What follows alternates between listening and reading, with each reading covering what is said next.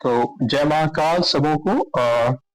मुझे विश्वास है आप पूरी तन्मयता के साथ और पूरे लगन के साथ जोश और खरोश के साथ अपने कार्य को अंजाम दे रहे होंगे, बिल्कुल, है ना, तन्मयता के साथ।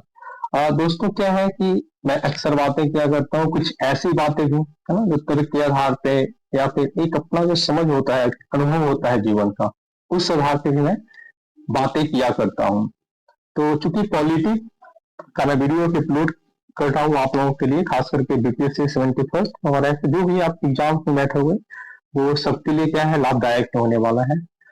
तो कुछ बीच बीच में मैं ऐसी बातें भी किया करता हूँ जिससे कि आपको लगे आपके पास एक जो है तार्किक सोच, है ना, आपके एनालिसिस पावर को, तार्किकता को मैं कैसे पुश करूं, कैसे बढ़ाऊं।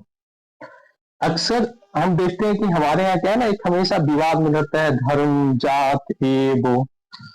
मैं बोलता हूँ, आप क्यों बने पड़े हो, सड़ी गली सिस्टम का भाग क्यों बन रहे हो?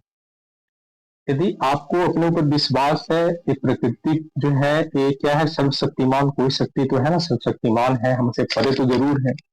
तो यदि आप उसके अंग हो, इस प्रकृति के आप अंग हो, प्रकृति प्राकृतिक चीजों से बने हुए हो, वो शक्ति आपके अंदर है, तो आप किसी जाति विशेष से भी ऊपर उठ सकते हो। कोई जरूरी नहीं कि वो सब सर्वोपरि ही रहेगा, था, ऐसा कुछ नहीं होता है।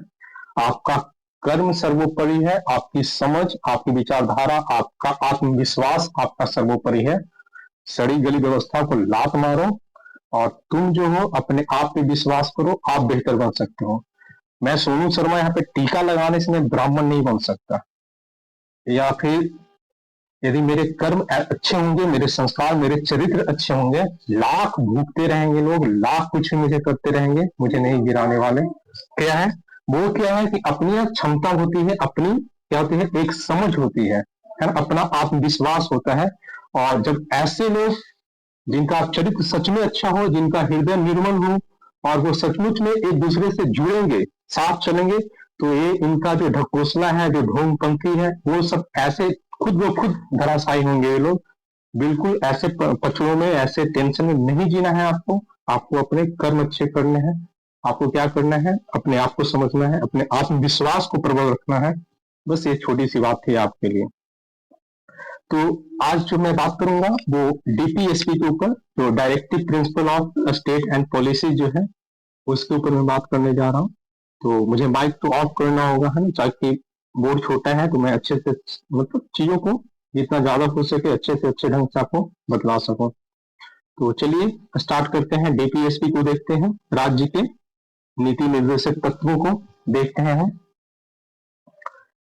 तो पता है कि इंग्लिश में हम इसे डीपीएसपी कहते हैं, और डीपीएसपी का मतलब होता है directive principle of state and policy के लिए जो प्रिंसिपल है हमारे, कुछ जो सिद्धांत रखे गए हैं, है ना।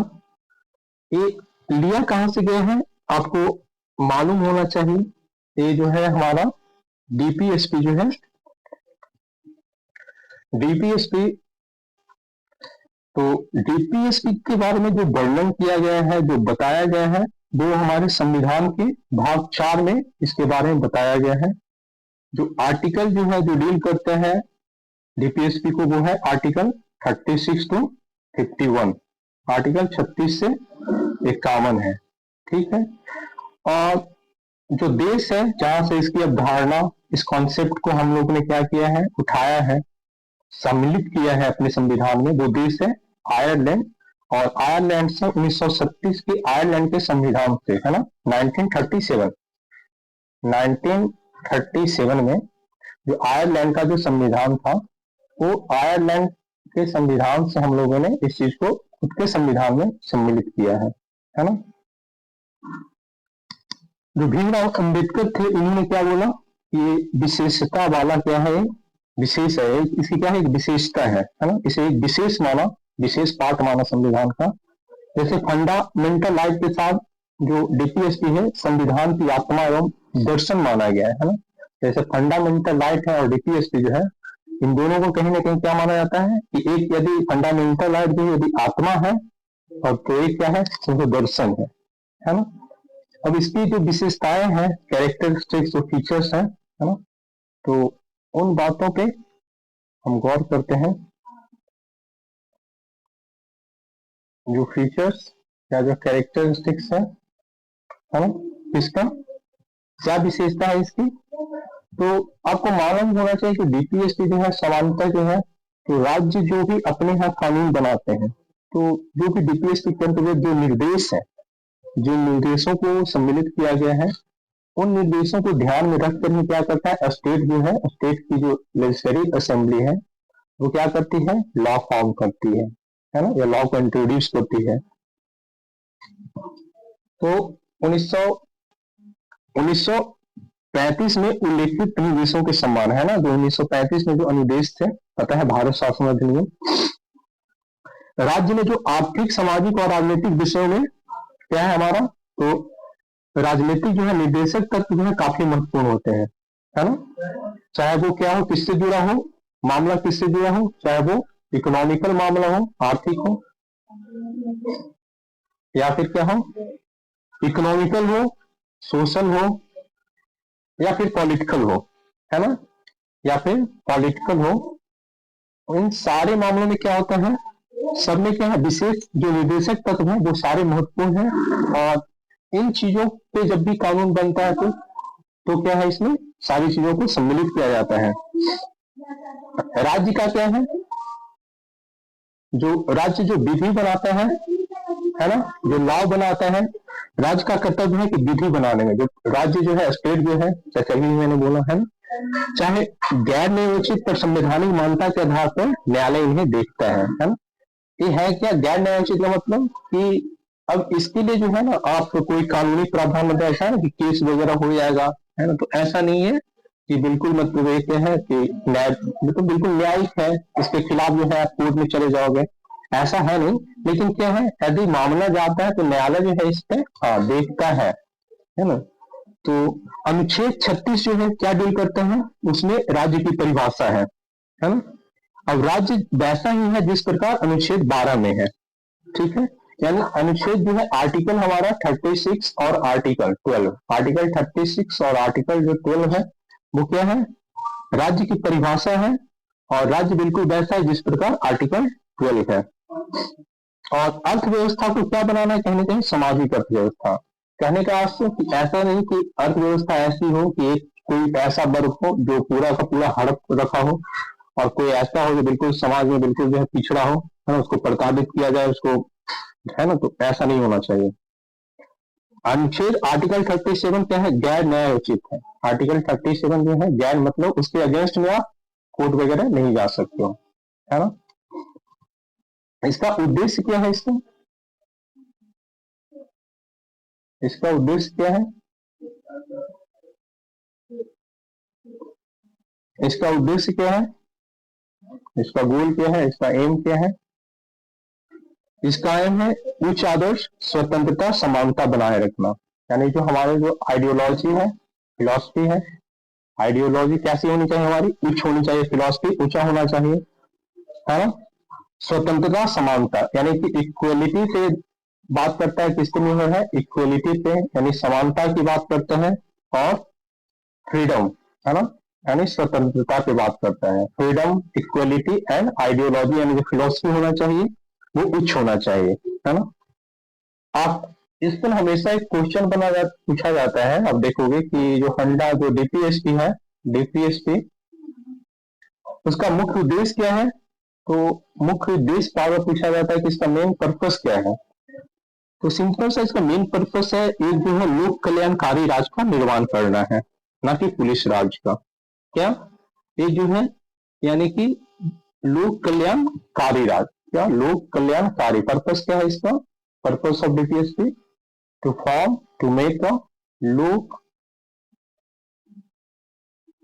कल्याणकारी राज, है ना, लोक कल्याणकारी राज का निर्माण करना है, इसका पर्पस यही है, ठीक है। तो यदि जब भी सवाल में आया कि डीपीएसपी का जो है मूल पर्पस क्या है, तो आपको जो आंसर करना है वो क्या करना है, मेन एम क्या है इसका, तो लोक कल्याणकारी राज्य की स्थापना करना, ठीक है। कुछ इसमें जो क्या है निर्देशक तत्वों का जो वर्गीकरण किया गया है, जैसे समाजवादी, है ना, सोशलिस्ट, जो सोशल नेचर की जो कुछ अवधारणाएं हैं, जो आर्टिकल्स हैं, जो कि जो सोसाइटी हमारा कैसा होना चाहिए, जो समाजवादी जो विचारधारा है ना, इस ढंग से होना चाहिए हमारा। कुछ गांधीवादी है ना, और कुछ जो है लिबरल है। ठीक है, तो समाजवादी, गांधीवादी और उदारवादी है ना, निर्देशक तत्वों का जो वर्गीकरण जो किया गया है हमारे यहाँ, तो समाजवाद के रूप में समाजवादी वर्ग जो तत्व होना चाहिए वो क्या क्या है, गांधीवादी और कुछ उदारवादी। ठीक है, तो समाजवादी, गांधीवादी, उदारवादी, जो आपको जो क्या है,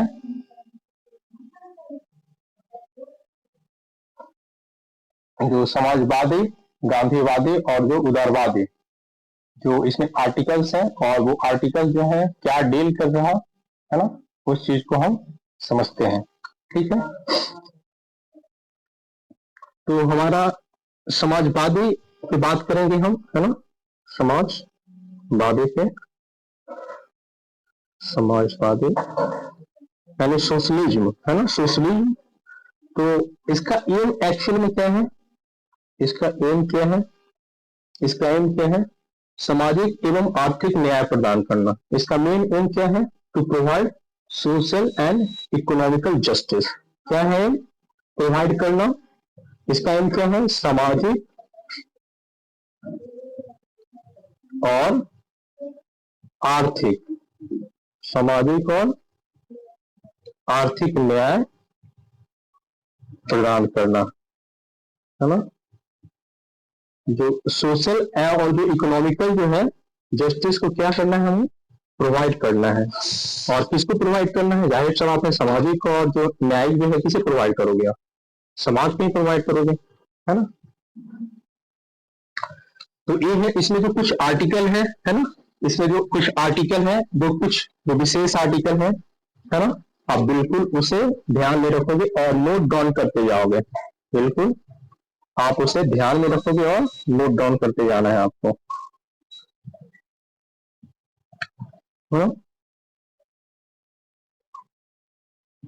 क्या है हमारा, सबसे पहले आर्टिकल 38, आर्टिकल 38 ये क्या डील करता है, लोक कल्याण बढ़ाने के लिए जो है सामाजिक, आर्थिक और राजनीतिक न्याय द्वारा सामाजिक व्यवस्था सुनिश्चित करना है। इसका जो भी इनकम हो गया या फिर जो अपॉर्चुनिटी हो गए, है ना, इसमें क्या होना चाहिए, इनइक्वलिटी नहीं होना चाहिए, है ना। Every citizen should have their equal right to grant, to achieve, है ना, to accept the opportunity or the judicial, social or just economical justice, है ना। तो आर्टिकल 38 डील्स विथ, आप सिंपल सा लोक कल्याण के लिए, जैसे क्या है, लोक कल्याण के लिए, तो आर्टिकल 38 डील्स करता है लोक कल्याण बढ़ाने के लिए जो सामाजिक, आर्थिक और राजनीतिक न्याय द्वारा सामाजिक व्यवस्था को सुनिश्चित करना, है ना। जो हमारा सामाजिक, आर्थिक और राजनीतिक व्यवस्था है ना, article 38 deals with social, economical and political, जो क्या हमारा सिस्टम है उसको क्या करता है, सुनिश्चित करता है, इक्वलिटी वहां पे लाता है ना। इनकम और अपॉर्चुनिटी में क्या करता है, वो इक्वलिटी एस्टैब्लिश करता है, आर्टिकल 38। ठीक है, आर्टिकल 39, आर्टिकल 39, ठीक है, आर्टिकल 39 क्या डील्स करते हैं, इसमें ना कुछ क्या है, कुछ जो विशेष है इसके है सुरक्षा को लेकर, है ना, सुरक्षा को लेकर आर्टिकल 39 क्या करता है, सेफ्टी, सिक्योरिटी की बात करता है। आर्टिकल 39 सिक्योरिटी की, जैसे मान लो जीविका के साधन, जीविका के साधन, मान लो रोजगार की बात हो वहां पे, है ना, जो भौतिक जो संसाधन है, जो फिजिकल जो एसेट्स है, जो भौतिक संसाधन हो गए, उसका क्या होना चाहिए, समान वितरण की बात करता है। अब भौतिक संसाधन आप समझ रहे हो, है ना, तो उसका समान वितरण की बात करता है। धन और धन और उत्पादन, जो मान लो मैंने बोला ना, धन जो है ऐसा नहीं कि सिर्फ जो है कुछ व्यक्ति विशेष या कुछ वर्ग के पास क्या है, वो कॉन्सेंट्रेट रहे, कंसंट्रेशन उसका ज्यादा रहे, संकेंद्रण को रोकता है। पुरुष हुए, स्त्री हुए, उसको समान कार्य के लिए समान वेतन मिलना चाहिए, चाहे वो मेल हो या फीमेल हो, उसको क्या होना चाहिए। मान लो एक लेडीज टीचर है और एक जो है पुरुष टीचर है, एक फीमेल और एक मेल है, और किसी को मान लो कि 15 किसी को 25 मिला, तो ऐसा नहीं होना चाहिए। क्या होना चाहिए? स्त्री और पुरुष को क्या है, समान कार्य के लिए समान वेतन, है ना। फिर जो चिल्ड्रन की, जो बच्चे हैं उनके हेल्थ के विकास के लिए, है ना, उनके हेल्थ के विकास के लिए भी एक अवसर मिले, बालकों के स्वास्थ्य विकास के अवसर मिलने चाहिए, है ना। फिर हमारा आर्टिकल 39A क्या है? समान न्याय एवं गरीबों को निःशुल्क विधिक सहायता। जो गरीब हो गए, गरीब वगैरह को क्या मिलना चाहिए? उनके लिए वो फ्री लीगल एड सर्विस जो होता है, जस्टिस का, मतलब फ्री उनको जो है न्यायिक सहायता उपलब्ध कराई जाए, है ना।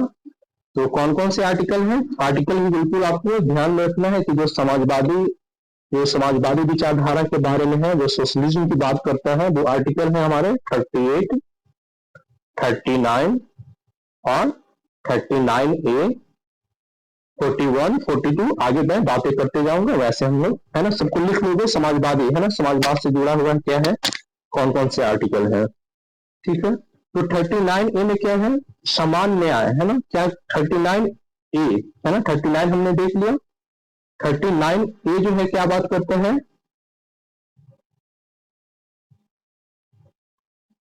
तो हमारा 39A, है ना, 39 हमने देखा, वो क्या किस का बात कर रहा था? जीविका के साधन, है ना, यानी कि जो लाइवलीहुड्स के जो सोर्सेज है ना, रिसोर्सेज है, वो क्या है? सबके लिए समान है, सबको प्रोवाइड होना चाहिए।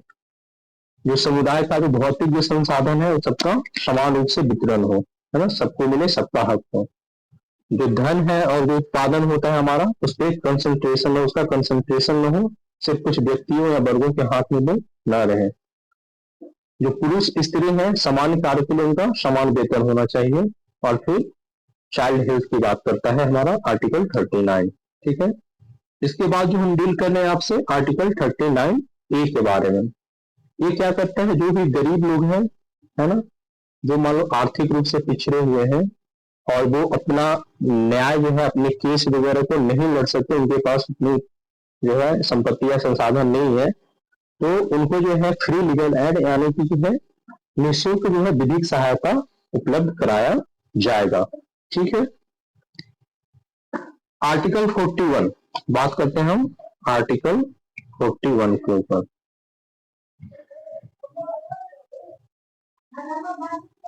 आर्टिकल 41 के ऊपर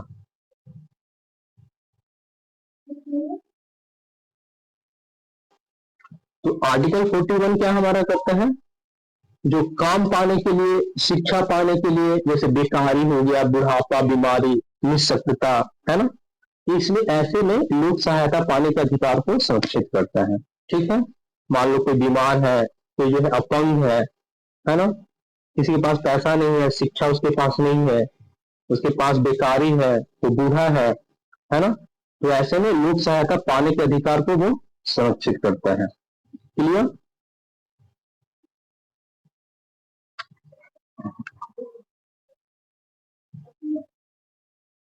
समझ गए?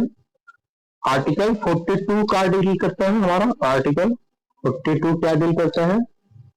काम के न्याय संगत और मानवोचित दशाओं का, है ना, प्रसूति सहायता का प्रबंध करना। मान लो हम जहाँ पे काम कर रहे हैं, आप जहाँ पे काम कर रहे हैं और वहां पे बिल्कुल जो है दशा अब खराब है ना, काम करने जा रहे हो ना, आपके लिए सही से आराम करने का जगह है ना, आपके लिए पानी की व्यवस्था है ना, आपके लिए फर्स्ट एड की व्यवस्था है ना। वहां पे ऐसी भी महिलाएं हैं, मान लो कि जो मजबूरी बस वो गर्भ धारण किए हुए हैं, है ना, वो भी जा रही है या फिर अपने बच्चे को लेकर जा रही है वहां पे, तो उनके लिए फ्रिज वगैरह की व्यवस्था जो होती है, वैसी व्यवस्था होनी चाहिए, है ना। तो आर्टिकल 42 यानी जहां पे भी आप काम करने जा रहे हैं, तो वहां पे वो सारी जो मूलभूत जो सुविधाएं हैं, तो मूलभूत सुविधा है, उस जो रोजगार, जो आदमी है जो जा रहा है, जो व्यक्ति कामगार है, उसे वो मूलभूत सुविधाएं मिलनी चाहिए, है ना। आर्टिकल 42। आर्टिकल 43 क्या डील करते हैं हमारा? आर्टिकल 43, आर्टिकल 43, आर्टिकल 43 क्या डील करते हैं? तो आर्टिकल 43 है सभी कर्मकारों के लिए निर्वाह मजदूरी, है ना। जो ये क्या है? कम से कम जो भी कामगार हैं उनके लिए जो मजदूरी होनी चाहिए, जिनका जो वेज होना चाहिए, वो क्या होना चाहिए?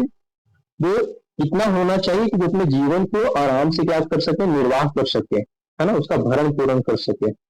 और कहीं ना कहीं सामाजिक और जो स्तर है उनका, सामाजिक और सांस्कृतिक अवसर जो है ना, उनको उनका सही हो सके, सामाजिक स्टेटस, है ना।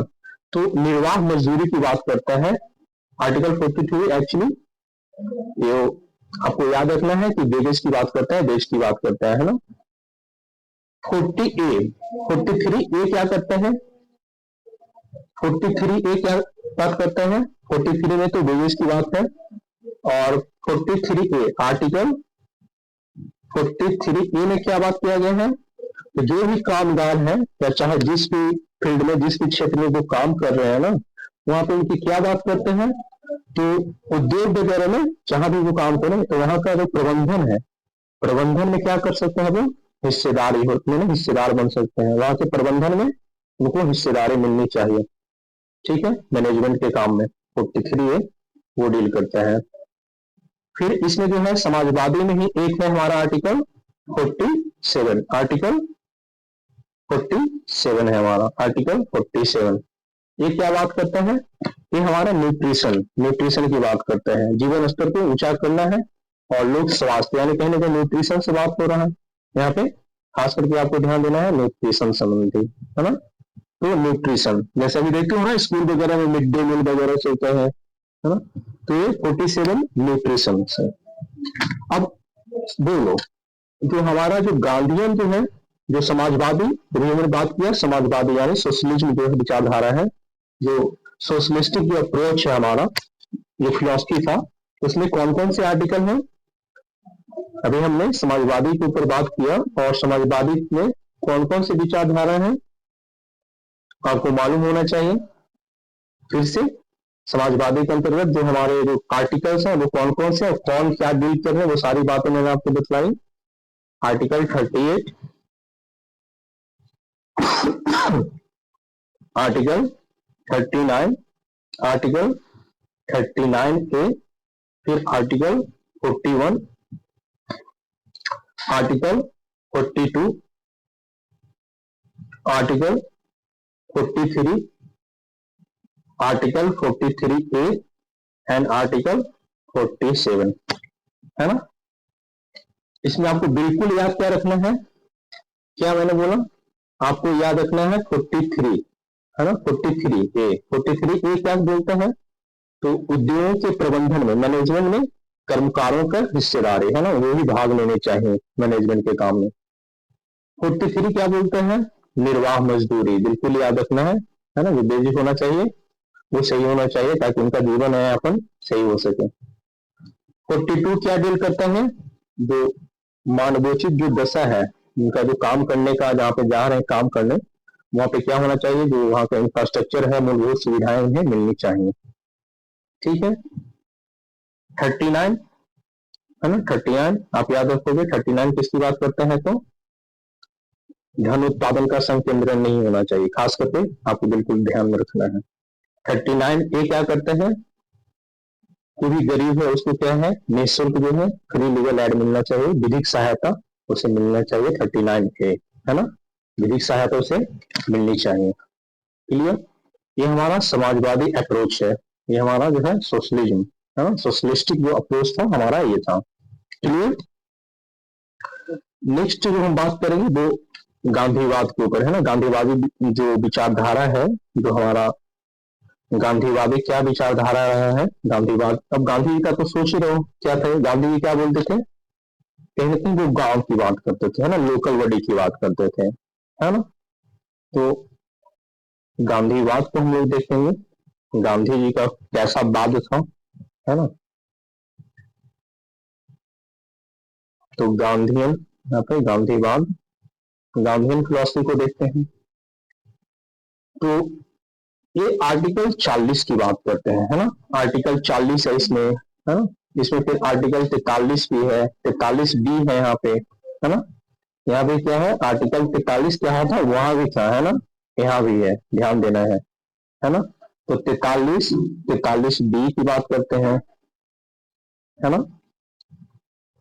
46, 47, 48 की बात करते हैं, 46, 47 और 48 आर्टिकल।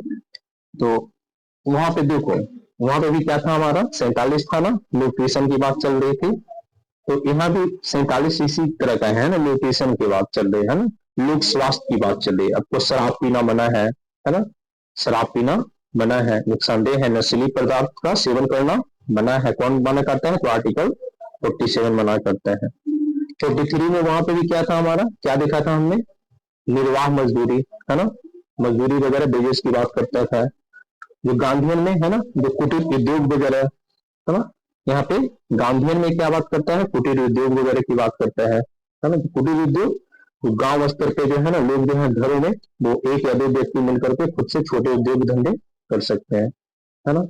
गाय पालना हो गया, मतलब या सूत काटना हो गया, है ना, छोटे बकरी पालन हो गया, है ना। अब इसके साथ क्या है हमारा 43 बी है। तो 43 बी जो सहकारी जो समितियां हैं, है ना, जो सहकारी कोऑपरेटिव जो कमेटी है, जो कोऑपरेटिव कमेटीज की बात करता है, या जैसे स्वैच्छिक गठन, स्वायत्त संचालन, है ना, यानी कि कहीं ना कहीं तो आप जो यहाँ पे ज्यादा करके 43 भी सहकारी समितियों से संबंधित है, ठीक है। 46 जो है बात करता है जो हमारा SC ST वर्ग है ना, या समाज का जो कमजोर वर्ग है, उसके जो शैक्षणिक, चाहे वो है ना एजुकेशनल हो, इकोनॉमिकल हो, है ना, इन सारी बातों को प्रोत्साहन देने की बात करते हैं। सामाजिक अन्याय एवं शोषण से सुरक्षा की बात करता है। 46 हमारा क्या करता है? जो सामाजिक तौर पे जो है उनके साथ कोई अन्याय न हो, उनका शोषण न हो, खास करके जो SC ST वर्ग जो है या समाज के कमजोर वर्ग को उनके आर्थिक जो हित है उनको प्रोत्साहन देने की बात करता है हमारा आर्टिकल 46, ठीक है। आर्टिकल 48 में जैसे है ना कि हम किसी भी गाय बछड़ा वगैरह को, उनके मतलब दुधारू पशुओं को बलि नहीं होनी चाहिए, उनके बलि प्रथा पे क्या करता है? रोक लगाता है ना, उनके बलि प्रथा पे रोक लगाता है।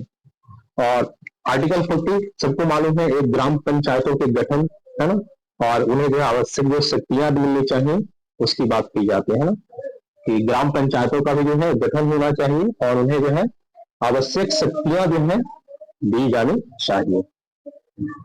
तो ये हमारा था गांधीवादी विचारधारा, गांधीयन फिलोसफी, गांधी जो गांधी जी का ideas of Gandhi, ideas of Gandhi के नाम से इसे बोल सकते हैं, है ना। और मान लो आपसे मेन सब क्वेश्चन पूछ दे, है ना, इस बहुत बेहतरीन क्वेश्चन बन सकता है। ये सारे हैं समाजवाद से ऊपर, गांधीवाद के ऊपर, है ना, कि जो गांधीवादी जो विचारधारा रहा है या जो आइडिया जो थे गांधी जी के, है ना, जो तरीके थे, वो समाज को या देश को अभी तक किस दिशा में लाए हैं और किस दिशा में ले जा सकते हैं, उनकी क्या कमियां हैं, या क्या वो सच में सकारात्मक परिवर्तन लाने में सही साबित हुए हैं, सही सिद्ध हुए हैं, या नहीं हुए हैं तो आप क्या सुझाव देते हैं, और हुए हैं तो कैसे हुए, है ना। बहुत सारे ऐसे बेहतरीन क्वेश्चन सुनाए जा सकते हैं इसमें। फिर हमारा उदार बौद्धिक सिद्धांत जो है, लिबरल जो है हमारा, लिबरल फिलोसफी, है ना, लिबरलिज्म के ऊपर हम बात करेंगे, उदारवादी विचारधारा, है ना। तो अब हम बात कर रहे हैं उदारवादी विचारधारा के ऊपर, किसमें? उदारवादी विचारधारा के ऊपर।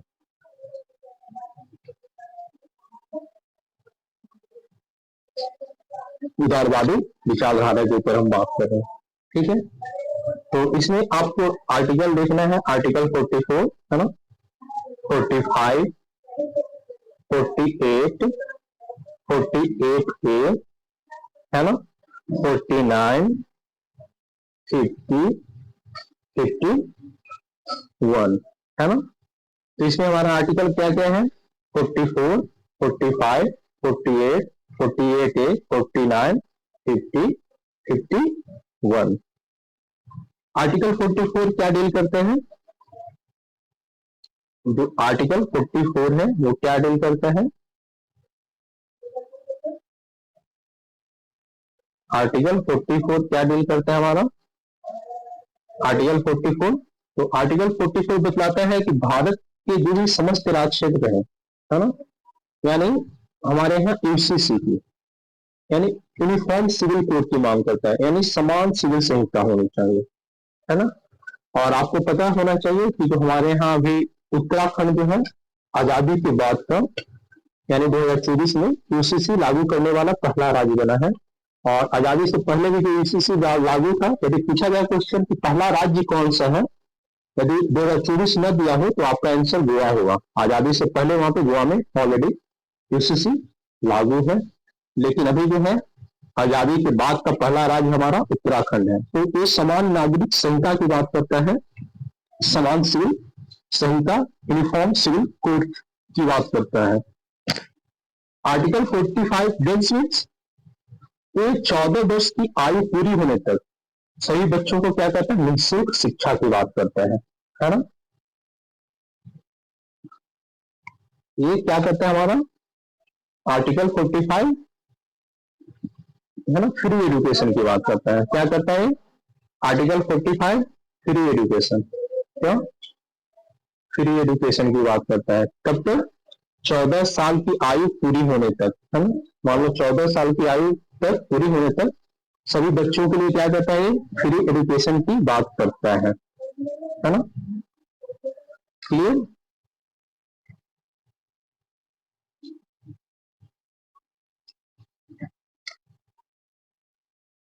आर्टिकल 48 क्या करता है, कृषि और पशुपालन को आधुनिक और वैज्ञानिक प्रणालियों से करने की ये समझ की बात करता है। यानी जो आर्टिकल 48 क्या बतलाता है हमें, जो हमारा एग्रीकल्चर है और फिर जो क्या है पशुपालन है, यानी डेयरी जो है हमारा डेयरी उद्योग है ना। तो पशुपालन और डेयरी को क्या करता है, कहीं ना कहीं वैज्ञानिक प्रणालियों पर इसे कहीं ना कहीं मॉडिफिकेशन की बात करता है ना, on the basis of science, है ना, साइंटिफिक ढंग से। क्लियर। 48 ए हमारा 48 ए हमारा क्या बात करता है, तो 48 ए हमारा जो है इन्वायरमेंट के कंजर्वेशन की बात करता है, उनके प्रोटेक्शन की बात करता है ना। 48 हमारा जो 48 है आर्टिकल 48 ए वो किसकी बात करता है, वो बात करता है पर्यावरण का संरक्षण और संवर्धन की तथा वन्य जीवों की रक्षा की बात करता है ना। ये किसकी बात करता है, इन्वायरमेंट के प्रोटेक्शन की बात करते हैं, उनके संवर्धन की बात करते हैं, है ना। और वन्य जीवों की यानी जो वाइल्ड जो एनिमल्स हैं, वाइल्ड लाइफ जो है, वाइल्ड लाइफ की प्रोटेक्शन की बात करता है, उनकी सिक्योरिटी की बात करता है। ठीक है। तो 48 है related with environment, 48 related with agriculture and dairy, 45 related with free education, 44 related with UCC, और all are in liberalism, all are the concept of liberalism, यानी जो लिबरल जो आइडियाज है वो उदार बौद्धिक सिद्धांत जो है हमारे ये है। इसमें जो है 2-3 और है, 49 है, 50 है और 51 है। 49 जो किसकी बात करता है, जो भी हमारे जो नेशनल इंपॉर्टेंस जो हमारे जो हेरिटेज है ना, चाहे वो ऐतिहासिक वाला हो, कोई स्मारक हो, है ना, या कोई ऐसी कला हो, उसकी क्या करते हैं, उसके महत्व को, इसके इंपॉर्टेंस को क्या करता है, उसको संरक्षण देता है, उसको प्रिजर्व करता है। क्लियर।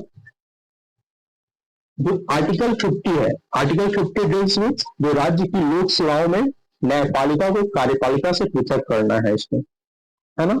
तो राज्य की जो लोक सेवा है, जो न्यायपालिका जो हमारा जुडिशियल जो और जो एग्जीक्यूटिव है, उसको क्या करता है, सेपरेट करने की बात करता है। किसको, न्यायपालिका को और कार्यपालिका को क्या करता है, न्यायपालिका और कार्यपालिका के सेपरेशन की बात करता है। आर्टिकल 50 इसका जुडिशियल यानी जुडिशियरी को और एग्जीक्यूटिव को, है ना, न्यायपालिका को और कार्यपालिका को क्या करता है, पृथक करने की बात करता है।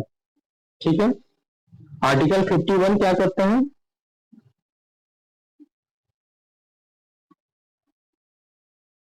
आर्टिकल 51 किसकी बात करता है, तो अंतरराष्ट्रीय सुरक्षा शांति को बढ़ाने की बात करता है ना। अंतरराष्ट्रीय सुरक्षा और शांति की बात करता है। क्या करता है, शांति सुरक्षा की बात, शांति और सुरक्षा की बात, पीस एंड सिक्योरिटी की बात, है ना। अंतरराष्ट्रीय स्थिति, है ना, जो भी राष्ट्र हैं, मान लो हमारे जो नेबर कंट्री है या फिर जो नेबर नहीं भी है, उनके साथ हमारे संबंध कैसे होने चाहिए, बिल्कुल शांतिपूर्ण ढंग के और सुरक्षात्मक दृष्टि से बिल्कुल क्या होना चाहिए, हमें सतर्क होना चाहिए, सचेत होना चाहिए, है ना। और बिल्कुल मध्यस्थता के तौर पे हमें एक एज ए मीडिएटर के तौर पे अपने किसी भी बात को सुलझाना चाहिए। क्लियर? ये बातें थी जो वर्गीकरण किया गया है डीपीएसपी का समाजवाद में, समाजवादी विचारधारा के रूप में, गांधीवादी विचारधारा के रूप में और उदारवादी विचारधारा के रूप में। तो ये तीन विचारधारा थी और इनसे जो जुड़े जो अनुच्छेद थे, जो आर्टिकल्स थे, और उन आर्टिकल्स में क्या बातें की गई है, उन बातों पे हमने एक नजर डाला है। तो आपने यदि 2 साल 3 साल से पढ़ाई कर रखी है और इस वीडियो को वॉच करोगे या रिवाइज भी करोगे तो ये काफी महत्वपूर्ण हो जाएगा। ये बच्चों के लिए भी काफी है, जो है ना आने वाले समय में कंपटीशन के लिए तो बैठेंगे ही बैठेंगे। तो वो ना जितना ज्यादा अभी से इसे सुनते रहेंगे ना तो एक अच्छा कॉन्सेप्ट, क्योंकि नींद जो है ना अचानक नहीं पड़ती है। और ये खास करके जो शिक्षा का जो क्षेत्र है, जो समझ जिसे ज्ञान बोला जाता है ना, एक्चुअली ना आप लोग ने शिक्षा को क्या समझ रखा है? ज्ञान समझ रखा है। शिक्षा ज्ञान तो है। आज के समय में जो भी टीचर यदि ये बोल रहा है कि वो शिक्षा जो है, शिक्षा को नहीं बेच रहा है, तो वो बिल्कुल झूठ बोल रहा। 100% वो झूठ बोल रहा। 1000% वो झूठ बोल रहा कि वो सेवा कर रहा। जी नहीं, सेवा जो है ना, सेवा जो है ज्ञान का वो जो है रूप है। सेवा यानी ज्ञान देना, लेकिन शिक्षा जो है कहीं ना कहीं ज्ञान का जो है व्यवसायिक, कहीं ना कहीं कॉमर्शियल वर्जन है। तो अभी जो भी शिक्षक है वो समझो कि कॉमर्शियल टीचर है। वो न कि क्या है, गुरु नहीं है। गुरु हम नहीं मान सकते, बिल्कुल नहीं मान सकते। चाहे मैं हूं या दुनिया का कोई भी टीचर हो, है ना। और अभी तो बिल्कुल वैसा समय ही नहीं आप किसी पे विश्वास कर सको। तो ये सबको मैं अलर्ट करता हूँ, क्योंकि ना ये व्यवसाय से पूरा जुड़ चुका है ना। ज्ञान जो हमारा है पूरा व्यावसायिक रूप ले चुका है। तो आप सतर्क रहें, सावधान रहें। और शिक्षा जो कोई बोले आपको मैं फ्री, बिल्कुल तो ऐसा नहीं है। वो बिजनेस का एक अड्डा होता है, बिजनेस का एक माइंड होता है। तो फ्री कुछ नहीं होता। तो इस चीज को समझें, शिक्षा जो है ज्ञान का कहीं ना कहीं क्या है, कॉमर्शियलाइजेशन है ना। अब ये व्यवसाय का रूप ले चुका है मेरे भाई। हाँ, तो जो चीजें जहां से भी अच्छी हो, हर कोई सोनू कुमार शर्मा नहीं हो सकता, सोनू कुमार नहीं हो सकता दिल से, है ना। तो चीजों को समझो। और आगे मैं जो बात करूंगा आप पे, है ना, जो भी चीजें हमने समझाई और नए जो निवेशक तब जो जुड़े हमारे, है ना, संविधान में। अभी तो हमने देखा कुछ जो संशोधन हुए हमारे कॉन्स्टिट्यूशन में, है ना, उसके थ्रू जुड़े। उन चीजों को आपको नोट डाउन करते जाना है, लिखते जाना है। तो जो निर्देशक तत्व, जो संवैधानिक संशोधन, जो कॉन्स्टिट्यूशनल जो अमेंडमेंट हुए, 42वां संविधान संशोधन आपको पता है, कॉन्स्टिट्यूशनल अमेंडमेंट है 1976 में हुआ था। और इसमें जो जुड़े थे, जो जुड़ करके सामने आए थे, है ना। तो कुछ जो संवैधानिक संशोधन से जुड़े गए हैं उन पे हम चर्चा करेंगे।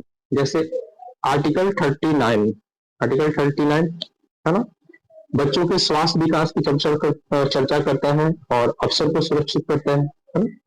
39A, है ना, ये क्या करते हैं, समान न्याय, गरीबों के लिए जो है मुफ्त न्याय की व्यवस्था की जाए, है ना, इसकी बात करता है।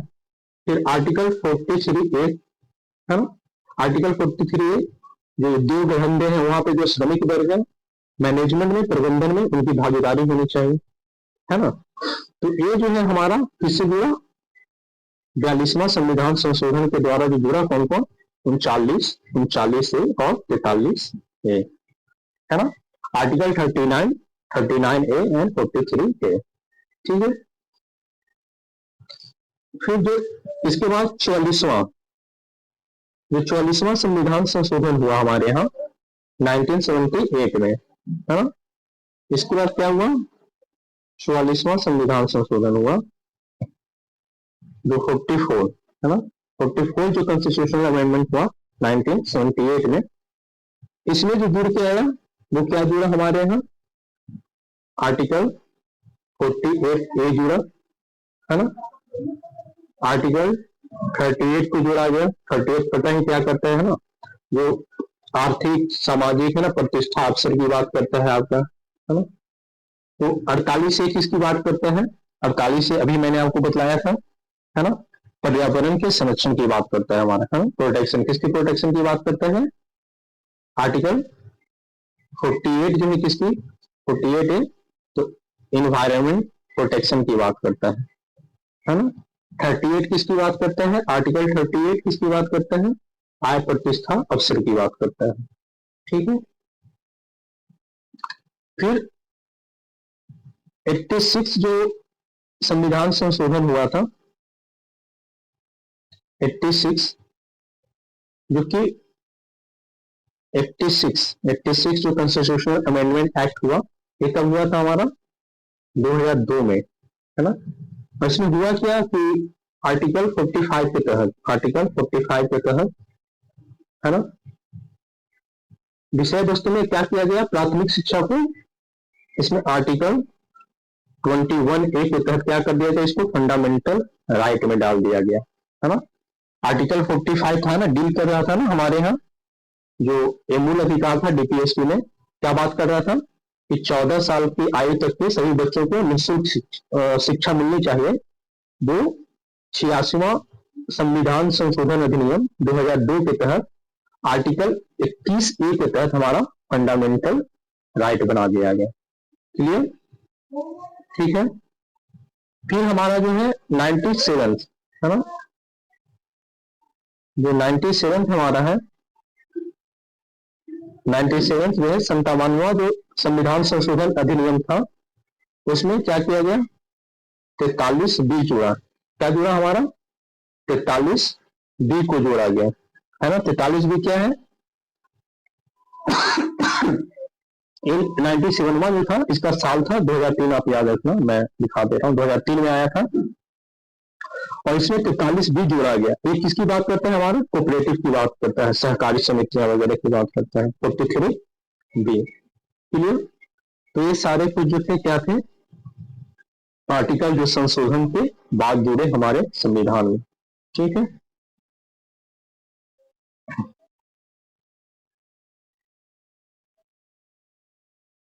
क्लियर?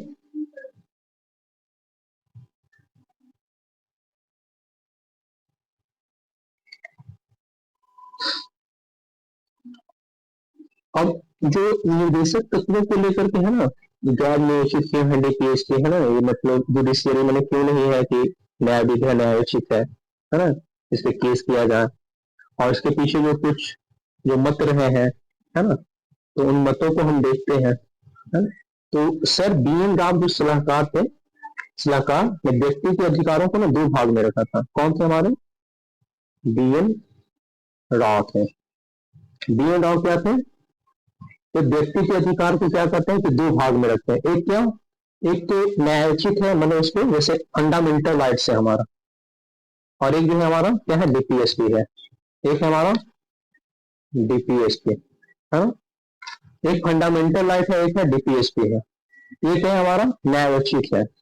यानी इसका जो यदि कोई हनन हो, राज्य इसका हनन करे, तो हम इसके अगेंस्ट में क्या कर सकते हैं? केस फाइल कर सकते हैं। लेकिन डीपीएसपी क्या है? गैर न्यायोचित नहीं है। इसका उद्देश्य क्या है डीपीएसपी का? जो राज्य जो नियम कानून बना रहे हैं, पहले भी हमने बात की, उसमें जो है उन सिद्धांतों को शामिल किया जाए, सिर्फ इसका ये मकसद है ना। फिर आगे की बात देखिएगा। अब डीपीएसपी जो है आखिर क्यों है, गैर न्यायोचित क्यों है, उसके अगेंस्ट में हम यदि कोई राज्य है उन सिद्धांतों को नहीं शामिल कर रहा, तो क्यों नहीं जा सकते? तो सबसे पहली बात तो है इसका क्या? देश के पास में हमारा आर्थिक संसाधन नहीं है ना। हमारे पास क्या है? इतना आर्थिक संसाधन नहीं है कि सबको जो है ना सब कुछ उपलब्ध कराया जा सके, है ना। ये कहीं ना कहीं पटांग भी लगती है, किसी के पास कुछ नहीं है, किसी के पास है तो बहुत कुछ है ना। देखो, तो कहीं ना कहीं देखा जाए तो माना गया कि मैंने आर्थिक संसाधन सबके पास बराबर नहीं है, ऐसा मैंने संभव नहीं है, हाँ? विविधता और पिछड़ेपन वाला देश है, काफी ज्यादा क्या है, हम डाइवर्स है ना। काफी बड़ी बड़ी आबादी हमारी क्या है? गरीब है, गरीब देश मानते अपने आप, है ना। 100 में 90 बेईमान, फिर भी भारत महान। बात वही है भाई, सच्चाई है। नया स्वतंत्र भारत था तो पैसे कहां से आते, ये भी बात है ना। अब आलोचना भी इसकी होती है, आलोचना होती है कि ये तो कोई कानूनी शक्ति इसको दिया है नहीं, तर्कहीन व्यवस्था है, रूढ़िवादी है ना। ये जो है बोला जाता है कि रूढ़िवादी है, जो 19वीं सदी के ब्रिटिश के राजनीतिक दर्शन पर आधारित चीजें हैं, है ना, वहां से लिया गया है। इसके कुछ संवैधानिक जो टकराव भी हुआ है केंद्र और राज्य के बीच, क्योंकि केंद्र सरकार को निर्देश दे सकता है और लागू न करने पर राज्य को क्या करता है? बर्खास्त भी कर सकता है। तो ऐसे कुछ टकराहट होते हैं, राज्यपाल और मुख्यमंत्री के बीच में टकराहट होता है ना। जैसे कुछ केसेस भी हुए हमारे यहाँ, है ना, केसेस भी हुए हैं, चाहे वो चम चंपकाय दोराई राजन का केस हो, है ना, या जो अदर जो केसेस हो, है ना। तो चंपाकम दोराइजन जो मामला है 1951 का, है ना, तो उसमें क्या बोला गया, आपने केसेस को समझते जाओ, है ना, कुछ इंपॉर्टेंट है, हम ज्यादा नहीं, 10-15 मिनट और मैं दूंगा, लेकिन एक पूरा समझो चैप्टर आपका मस्त क्लियर हो रहा है भाई, क्रीम की तरह एकदम मजा आएगा। सही से सुन लोगे, आपने पढ़ रखा है चैप्टर को, समझो कि काफी अच्छा है, बेनिफिशियल है आपके लिए भाई। तो आप जितना ज्यादा शेयर करो। और तो जो केस है हमारा चंपाकम दोराइजन मामला, है ना, चंपाकम जो दोराइजन मामला था हमारा, चंपाकम दोराइजन मामला, ये मामला कब का है पता है आपको, 1951 का। ये किससे संबंधित है, डीपीएसपी से ज्यादा फंडामेंटल राइट का अधिकार है ना। इसमें क्या कहा गया कि जो एफआर है, अब ऐसे याद रखना, ग्रेटर देन डीपीएसपी, यानी फंडामेंटल राइट जो है सुपीरियर है डीपीएसपी की तुलना में। और डीपीएसपी जो क्या है, एज ए असिस्टेंट के रूप में, एज ए सहायक के रूप में ये प्रोवाइड करता है, एड प्रोवाइड करता है इसको, है ना, सहायता प्रोवाइड करता है ना। तो चंपाकम जो केस था 1951 का, उसमें ये बात बोला गया, fundamental right is superior than DPSP, है ना। जो DPSP acts as a assistant और इट प्रोवाइड एक्ट्स टू एफा, clear. Now another case we will talk about the Golaknath case, है ना, गोलकनाथ मामला।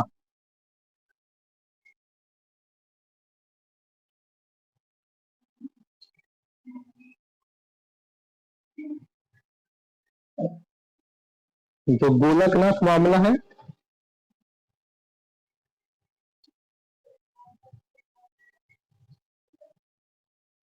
गोलकनाथ जो मामला है 1967 का, है ना, इसमें बोला गया क्या, फंडामेंटल राइट को कोई नहीं बदल सकता।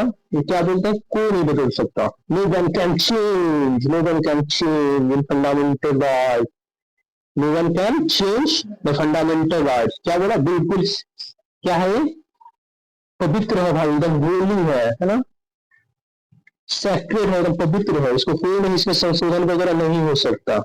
लेकिन हुआ क्या, 1975-77 का दौर सबको पता है, इमरजेंसी, है ना, इमरजेंसी में क्या हुआ, डीपीएसपी को ज्यादा शक्तिशाली बना दिया गया, है? और हुआ क्या कि अनुच्छेद जो था 14, 19, 31 को साइड रखा जा सकता है ना, अनुच्छेद। अब क्या किया गया, डीपीएसपी को क्या किया गया, ज्यादा शक्तिशाली बना गया, किसने, गोलकनाथ मामला में 1967 में, ठीक है।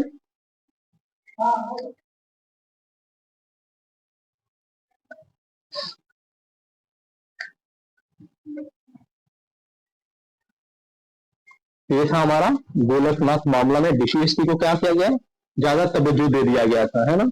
और जो 14, 19, 31 थे उसको साइड कर दिया गया था। मिनरवा मिल्स, है ना,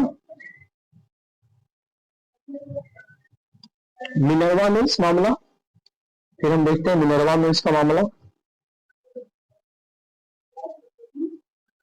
मिनरवा मिल्स मामला जो था 1980 का, है ना। इसमें क्या हुआ, इसमें बोला गया कि डीपीएसपी और फंडामेंटल राइट में, डीपीएसपी और फंडामेंटल राइट में क्या होना चाहिए, संतुलन। ये जो किसकी बात करता है, मिनरवा मिल्स मामला, ये बैलेंस की बात करता है, किसकी बात करता है, बैलेंस की बात करता है। डीपीएसपी और फंडामेंटल राइट में क्या होना चाहिए, संतुलन होना चाहिए। हम फंडामेंटल राइट संशोधित कर सकते हैं लागू करने के लिए, पर बेसिक स्ट्रक्चर चेंज ना हो। मिनरवा मिल्स में क्या बोला गया कि हम यहाँ पे संशोधन करेंगे, एफआर में क्या करेंगे, एफआर में, एफआर को फाड़ेंगे, चीड़ फाड़ करेंगे, यानी संशोधन करेंगे, लेकिन जो है उसमें बेसिक जो स्ट्रक्चर है, जो उसके जो मेन जो इसेंस है, जो मेन सेंस निकल के आ रहा है, वो सेंस हमारा डिस्टर्ब नहीं होना चाहिए, है ना। तो मिनरवा मिल्स में संतुलन की बात की गई, बोला गया कि हाँ एफआर जो हमारा fundamental rights can be amended, है ना, उसमें संशोधन हो सकता है ना।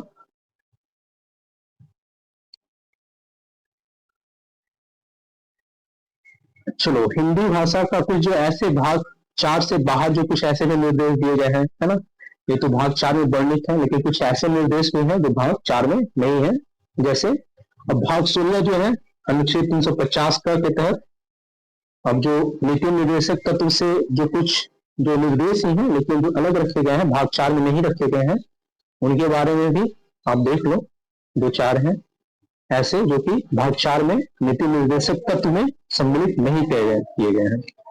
वैसे क्या है, जो अनुसूचित जातियों और जनजातियों के दावे हैं, है ना, भाग 16, है ना, आर्टिकल कितना है, आर्टिकल 350 का, है ना, भाग 16 350 का में क्या है, जो एससी और जो एसटी के जो दावे हैं, है ना, ये भी क्या है, एक तरह से है तो निर्देश ही दिया गया है संविधान के द्वारा, लेकिन ये हमारे भाग चार में नीति निर्देशक तत्व के साथ सम्मिलित नहीं किए गए हैं।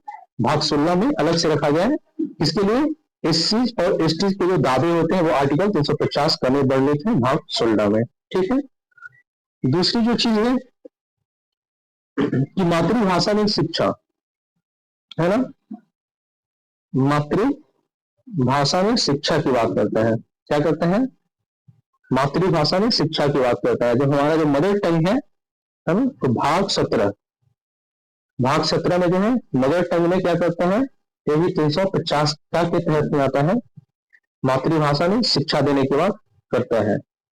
हिंदी भाषा का विकास भाग 17 ही भी है, हिंदी भाषा का विकास भाग 17 में है ना, मदर टंग भाग 17, हिंदी भाषा का विकास भाग 17 में ही है। यहाँ पे आर्टिकल 350 का, यहाँ पे आर्टिकल 351, है ना, हिंदी भाषा से जो संबंधित जो आर्टिकल है वो क्या है, हिंदी भाषा से संबंधित आर्टिकल 351 है। ठीक है, तो ये सारे कुछ निर्देश थे जो आपको दिए गए हैं, है ना। अब फंडामेंटल राइट और जो डीपीएसपी है उसमें जो कुछ जो मौलिक जो अंतर है ना, कुछ जो हम डिफरेंस है, उस डिफरेंस को हमें समझना चाहिए, है ना, उस डिफरेंस को हमें समझना चाहिए। चलो मैं ना फोन ऐसे कर देता हूँ से, तो इस डिफरेंस को समझो, है ना। एक और मैं लिखता हूँ एफ आर, एक हमारा एफ आर है, दूसरी और है हमारा डीपीएसपी। क्लियर, अब आप खुद समझो, एक और तो हमारा फंडामेंटल राइट है और दूसरी ओर है हमारा directive principle of state and policy, है ना, स्टेट पॉलिसीज का। अब इसका जो है किस संविधान के किस भाग में है, ये हमारा फंडामेंटल राइट पता है भाग 3 में है, आर्टिकल इसमें कितना है 12 से 35 के बीच डील किया गया है आर्टिकल, फंडामेंटल राइट भाग 3 में आर्टिकल 12 से 35 के बीच। डीपीएसपी का क्या है, सबसे पहले भाग 4 में है, आर्टिकल क्या है इसका, आर्टिकल इसका 36 से लेकर के 51 तक है इसका आर्टिकल। ठीक है, ये जो है निगेटिव माना गया है, ये जो है इसको क्या माना गया है, निगेटिव। क्यों निगेटिव, क्योंकि राज्य को ना कुछ करने से रोकता है, हमें क्या करता है, कहीं ना कहीं निर्देश देता है ना उसको, तो रोकता है। और एक ये क्या है हमारा डीपीएसपी जो है पॉजिटिव है ना, फंडामेंटल राइट निगेटिव, है ना, और डीपीएसपी पॉजिटिव। ये क्या है, न्याय उचित है, क्या है, इसके अगेंस्ट में हम क्या डाल सकते हैं, न्याय उचित है ना,